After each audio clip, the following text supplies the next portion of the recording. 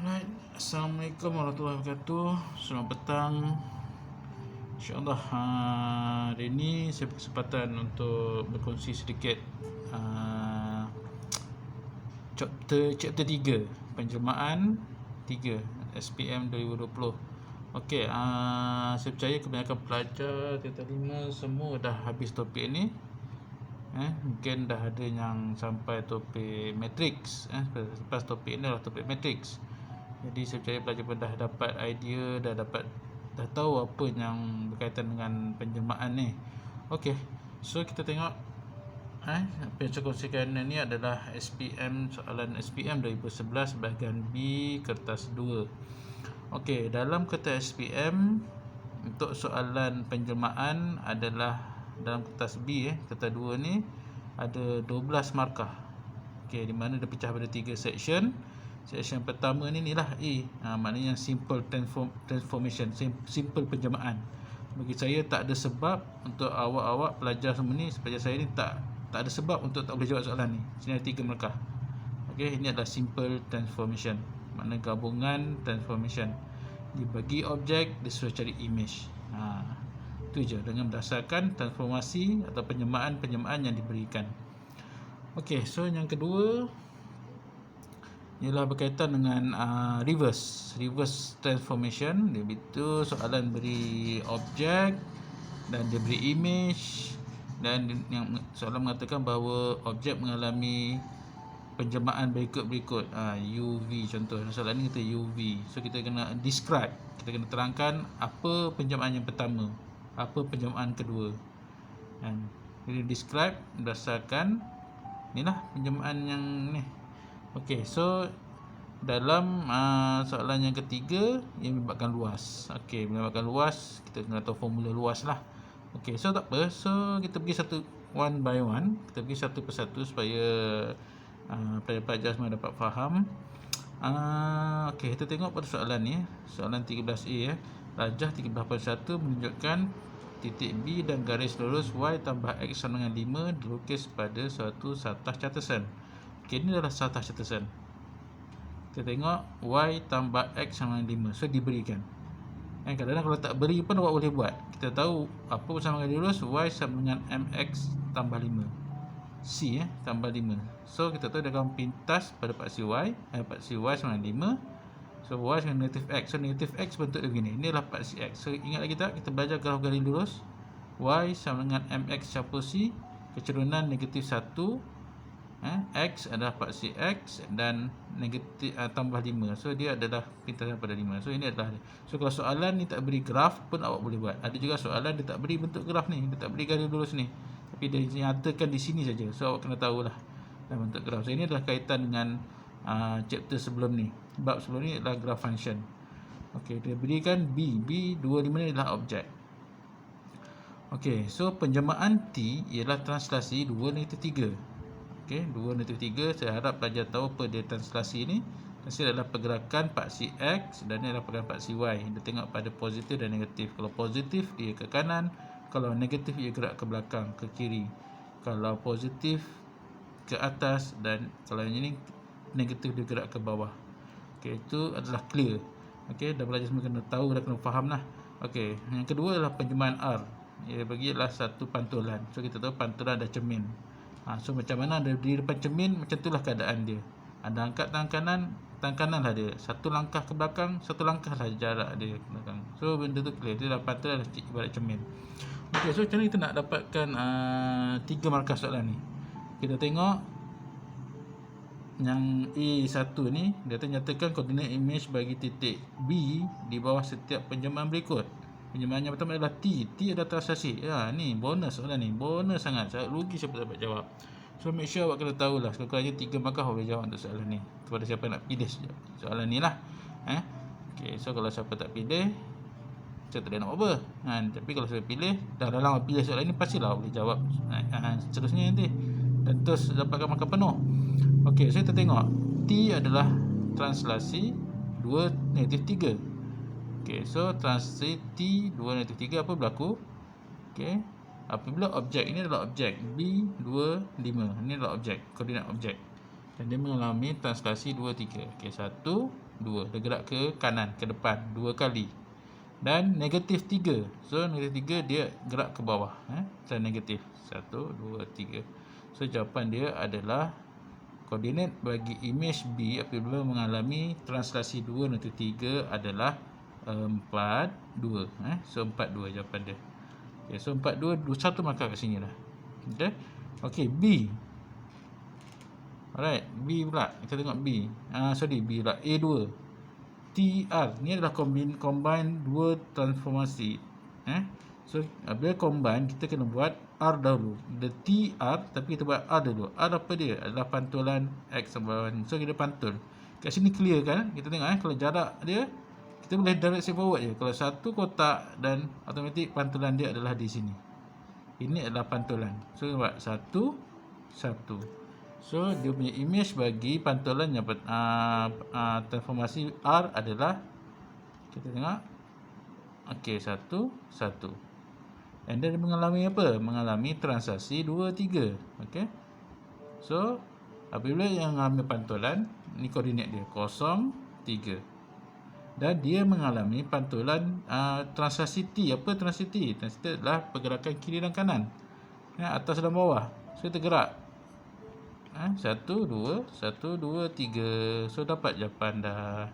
Okay, so koordinat bagi B prime ataupun image bagi objek yang mengalami T dan R adalah 2, 0. Okey, habis ni. 3 markah kat sini.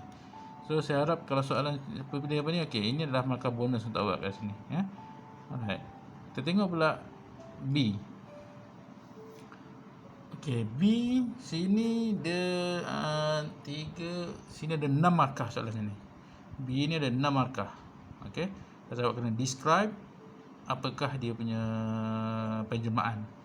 Okey, cuba kita tengok sini. Rajah 13.2, okey, rajah 13.2 menunjukkan trapezium ABCD dan trapezium FCDE dilukis pada satu satah charters. Inilah satah charters. Okey, soalan dia FCDE, FCDE ialah image bagi ABCD. Okey, FCDE yang besar ni, FCDE adalah image bagi ABCD. So, automatic object adalah ABCD. So, saya highlightkan merah ni. So, saya tahu ini adalah objek, di mana objek tersebut mengalami gabungan penjelmaan VU, V dan U. Okey. So, soalan dia huraikan selengkapnya penjelmaan U. Okey, so buat U dulu. Kita imagine. Agak-agak sini apa berlaku di sini. Kita dah tengok bentuk dia pembesaran. So, tahu pembesaran. So, V mesti pembesaran. Tapi sebelum pembesaran dia ada satu lagi penjelmaan. So, agak apa? Putaran. Ya, mungkin boleh. Okey, pantulan. Kalau pantulan, dia pantul ke sana ataupun pantul ke sini. So, saya nampak pantul tak berapa sesuai. Transaksi pun tak berapa sesuai. So, jawapan saya mesti pantulan. So, ini awak kena imagine sendiri. Pantulan. So, macam mana tak pantulkan? Okey, saya pantulkan. Okey, jadikan begini. Alright. So, kita buat. Boleh tak macam ni kita buat?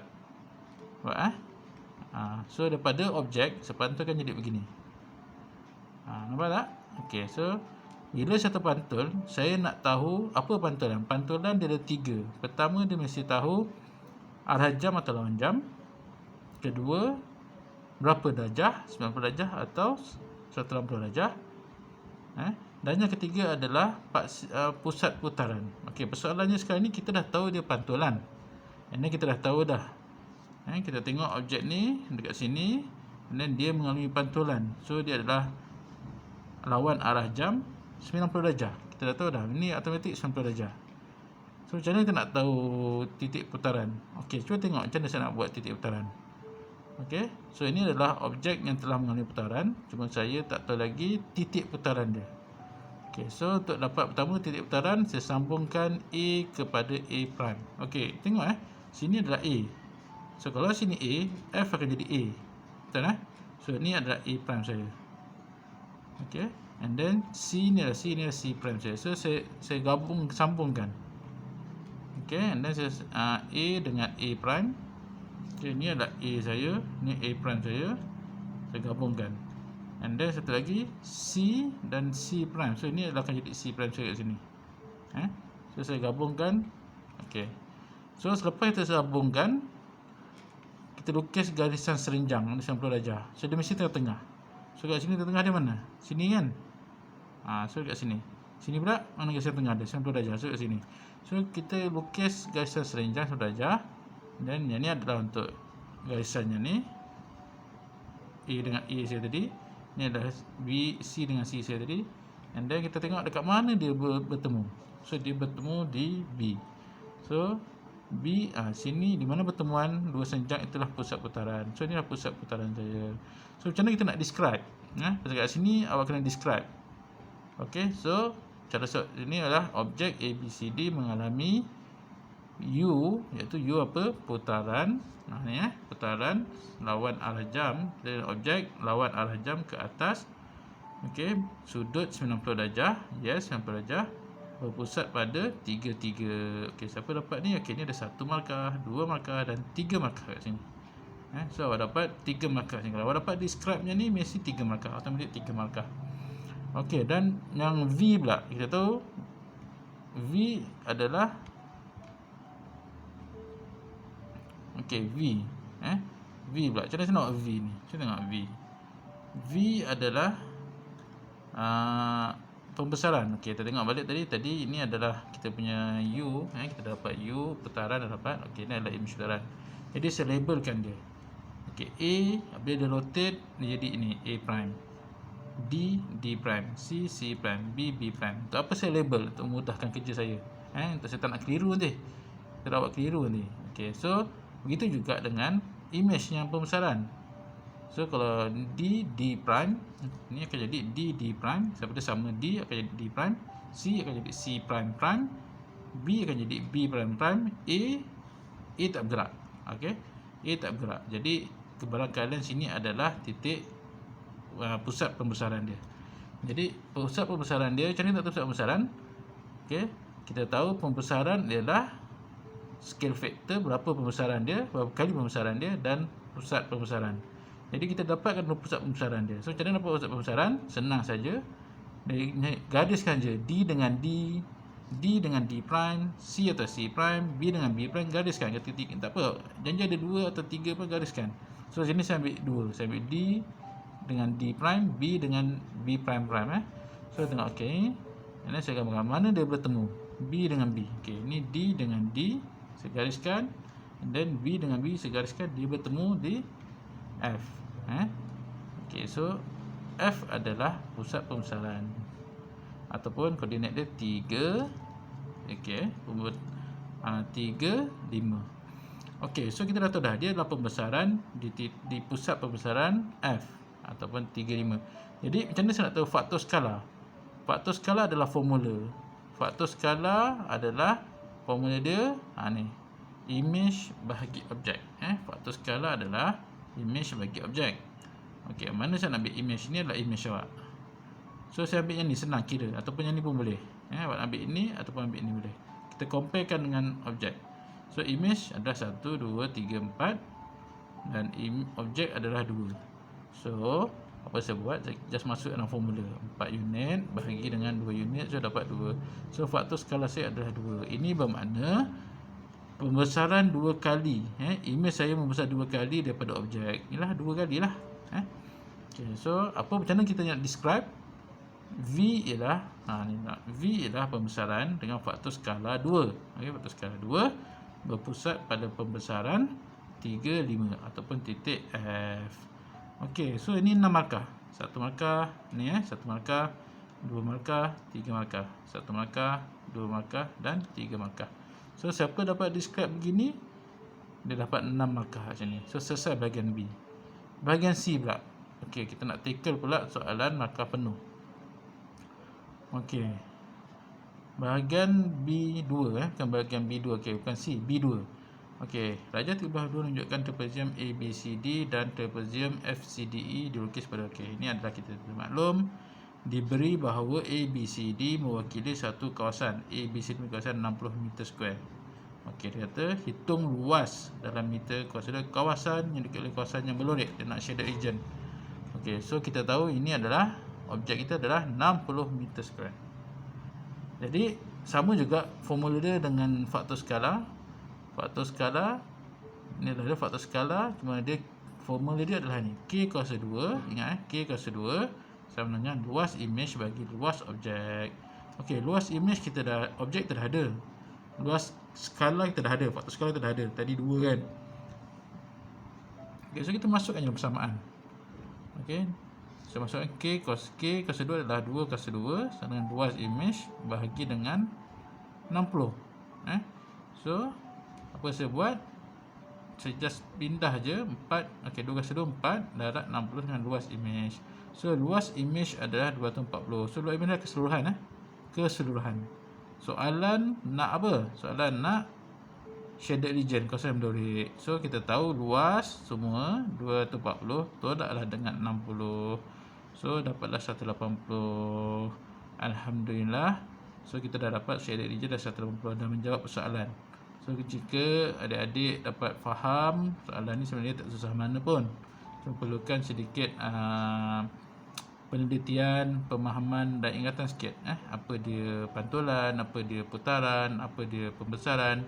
Dan kalkulasi kiraan pun tak banyak sini. Kita tengok kiraan simple. Menggunakan formula je terus. Formula ni perasan tak sama dengan formula faktor skala? Faktor skala adalah imej, panjang imej bagi panjang objek. Cuma kalau kira luas, jadikan dia K kuasa 2 sama dengan luas imej bagi luas objek. Okey, sekian saja daripada saya. Semoga dapat membantu adik-adik dalam memahami soalan ni. InsyaAllah saya akan berkongsi lagi soalan-soalan yang seterusnya. Dan untuk makluman semua, saya ada juga buat slide untuk chapter 1, chapter 2. Chapter 1 base number, jadi base plan dan graf fungsi. Dan yang baru ni saya buat ni adalah penjemaah. Jadi insyaAllah saya akan kongsi lagi dengan adik-adik pada puasa yang akan datang. Semoga bermanfaat. Wallahu a'lam. Assalamualaikum warahmatullahi wabarakatuh.